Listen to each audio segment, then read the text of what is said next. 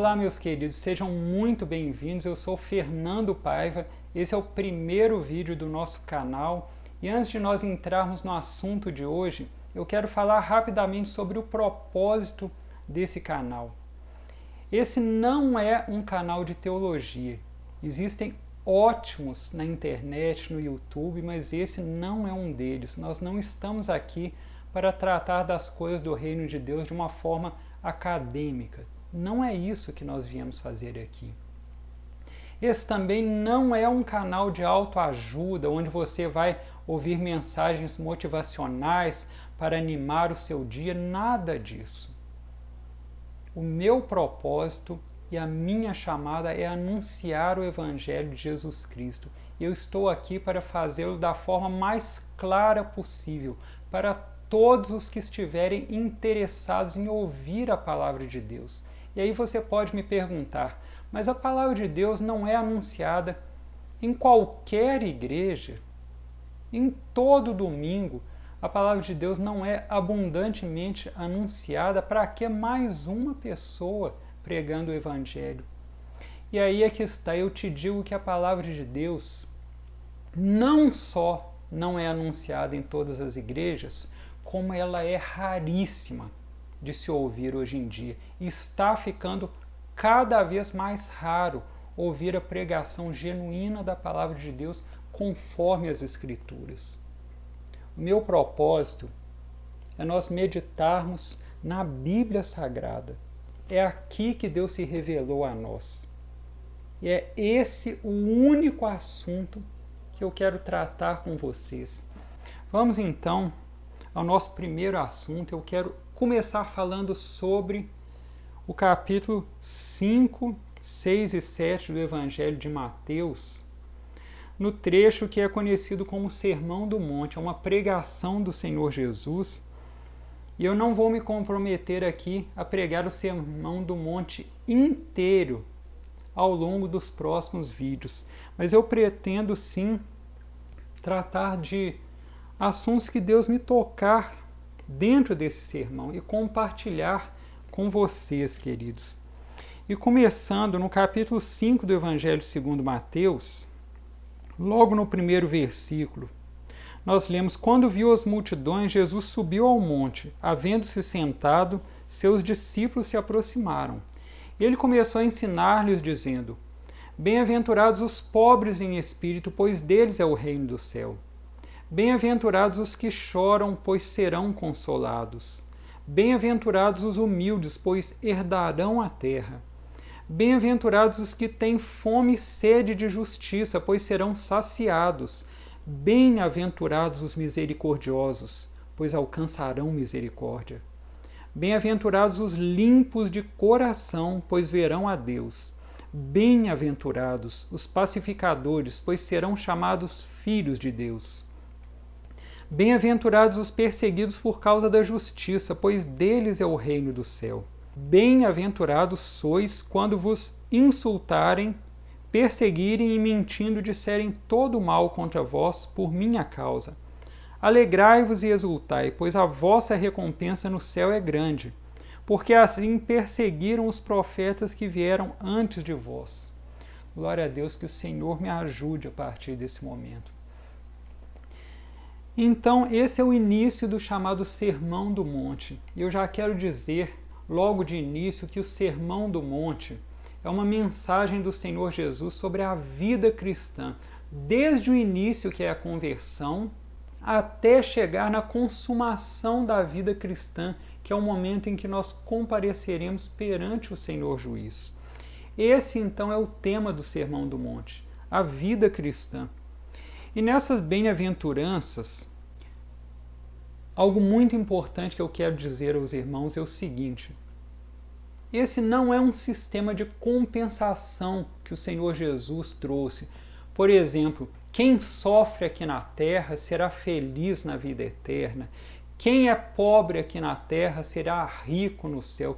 Não é isso que trata o Sermão do Monte. Não é um sistema de compensação. Como eu disse, o Senhor Jesus começa esse sermão falando sobre o início da vida cristã. E o início da vida cristã é a conversão. Esse é o tema do Sermão do Monte. E o Senhor começa dizendo: bem-aventurados os pobres em espírito, pois deles é o reino do céu. O que são pobres em espírito? Isso não tem nada a ver com a questão financeira, com a pessoa ter ou não ter dinheiro. Pobre em espírito não é necessariamente uma pessoa pobre de recursos financeiros. Pobre em espírito é aquela pessoa que sabe que é carente, sabe que é necessitada do amor, da graça de Deus. É alguém que não se basta, é alguém que se vê como em débito perante Deus, se vê como culpado perante Deus, percebe que não é uma pessoa boa, não é uma pessoa virtuosa, não é uma pessoa capaz de alcançar o favor de Deus com os próprios méritos. Pelo contrário, pobre em espírito é alguém carente, necessitado, não necessariamente de recursos materiais, mas necessitado da graça de Deus. É aquele que se enxerga como alguém que depende de Deus. Esse é o pobre em espírito. E o sermão prossegue com o Senhor Jesus dizendo: bem-aventurados os que choram, pois serão consolados. Eu torno a dizer, choram por que motivo? Não é simplesmente alguém que está triste que é bem-aventurado. O fato da pessoa estar triste, o fato da pessoa estar vivendo uma decepção ou algo que entristece o seu coração, não é motivo para que a pessoa seja bem-aventurada, mais que feliz.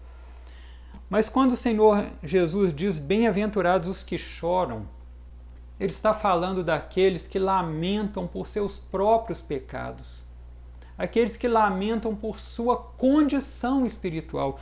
A pessoa se vê necessitada, carente perante Deus.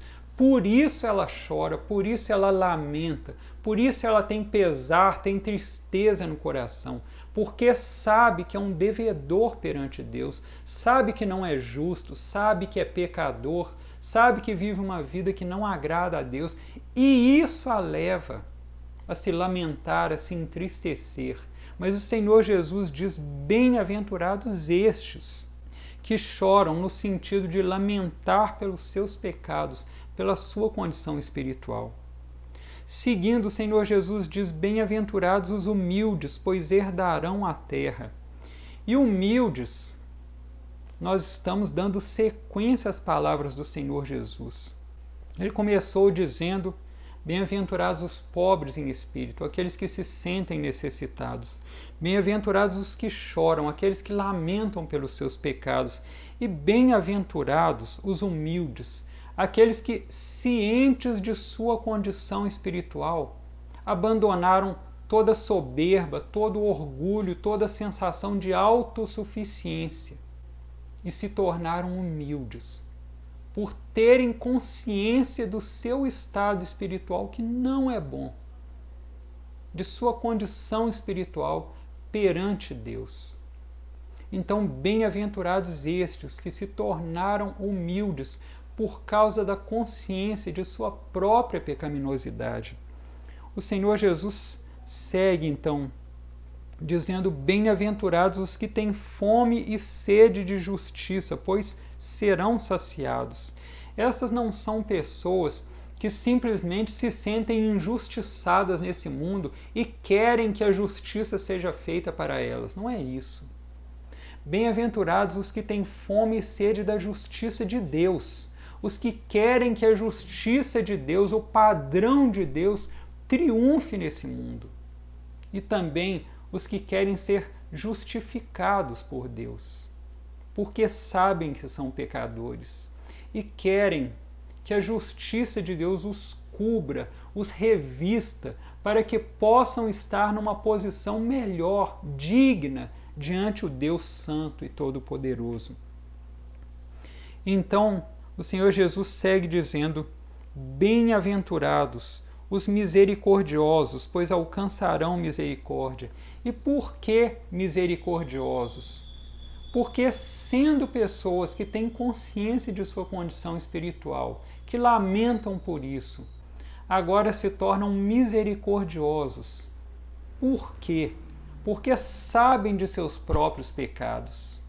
Então têm misericórdia de outros pecadores, porque se identificam com eles. Sabem que assim como outros pecadores estão numa posição ruim perante Deus, a própria pessoa também está numa posição ruim perante Deus. Não é justo. E por isso, por saber que depende da misericórdia de Deus, também é misericordioso com as outras pessoas que reconhece como pecadoras, assim como ele é pecador. Então o Senhor Jesus segue dizendo: bem-aventurados os limpos de coração, pois verão a Deus. Por que limpos de coração, queridos? Porque a pessoa, depois de toda essa experiência, passa a receber um coração novo, não por algum mérito próprio, mas pela ação do Espírito Santo de Deus na sua vida. A pessoa recebe um novo coração, um coração regenerado, um coração que não ama mais as coisas que ofendem a Deus, mas pelo contrário, sente tristeza pelas coisas que ofendem a Deus e se alegra naquelas coisas as quais alegram também o coração de Deus. Esse é o limpo de coração. Limpo de coração, alguém que tem novos desejos, novas vontades, um novo querer, foi renovado pela graça de Deus, pela ação do Espírito Santo de Deus. Estes são os limpos de coração. Então a palavra de Deus prossegue, dizendo: bem-aventurados os pacificadores, pois serão chamados filhos de Deus. E por que pacificadores? Nós vimos que são pessoas misericordiosas, se tornaram misericordiosas. Pessoas que tiveram o coração limpo pela graça de Deus e são pacificadores porque, como filhos de Deus, querem levar a paz que só existe através do Senhor Jesus. Assim como querem viver em paz com todos os homens, também querem viver em paz com Deus e querem que as demais pessoas também vivam em paz com Deus. E essa é a maior paz de todas que o ser humano pode desejar e que os filhos de Deus que foram alcançados pela graça de Deus, que foram convertidos pelo poder de Deus, esse é o maior anelo, esse é o maior desejo do crente. Segue então a palavra de Deus dizendo: bem-aventurados os perseguidos por causa da justiça, pois deles é o reino do céu. Bem-aventurados sois quando vos insultarem, perseguirem e mentindo, disserem todo mal contra vós por minha causa. Então, bem-aventurados, mais que felizes, são os que sofrem perseguição. Isso parece contraditório. Como assim? Sofrer perseguição não é uma coisa boa.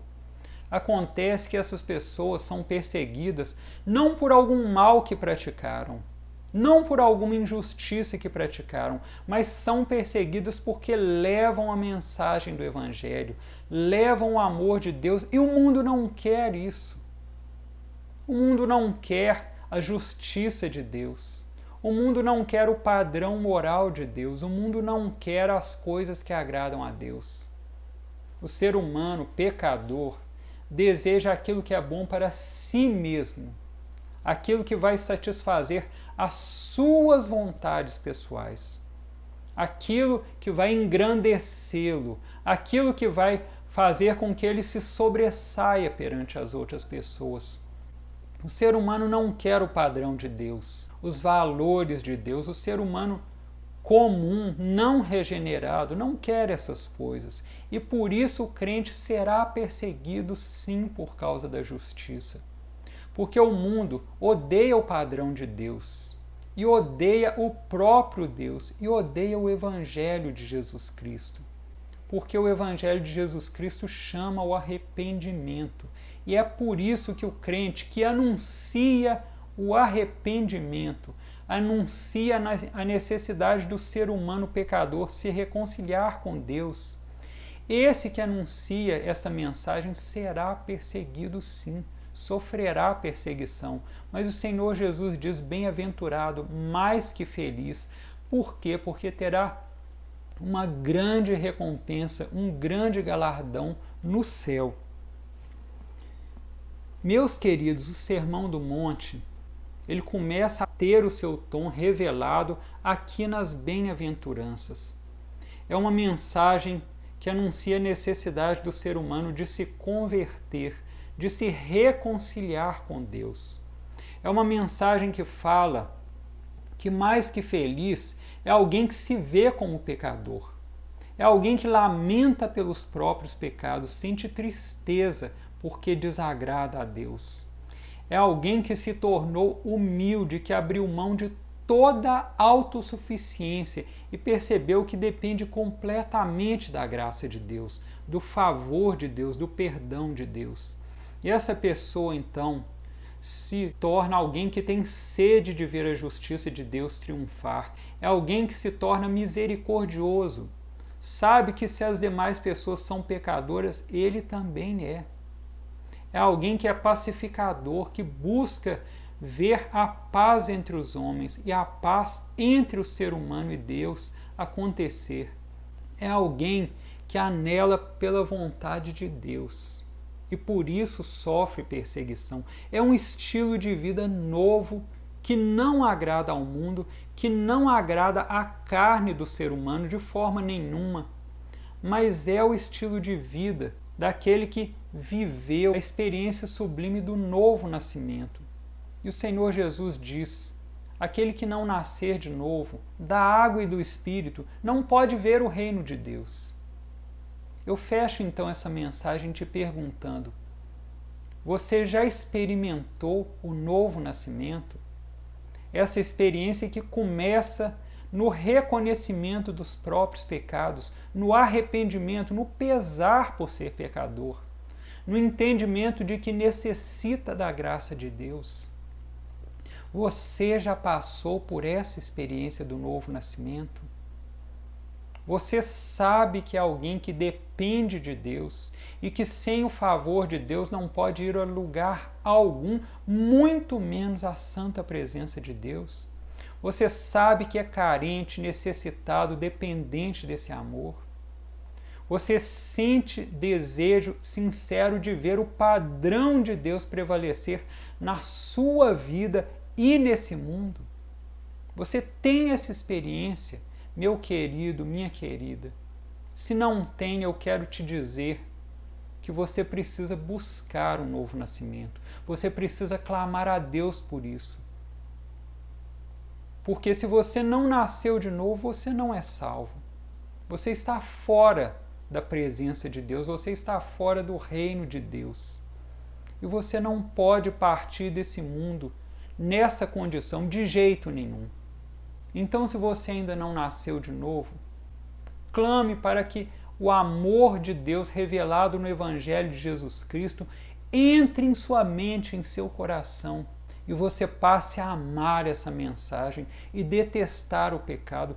Clame que Deus faça essa obra no seu coração, porque sem ela, nenhum de nós pode ver a Deus. Que Deus te abençoe grandemente, em nome de Jesus.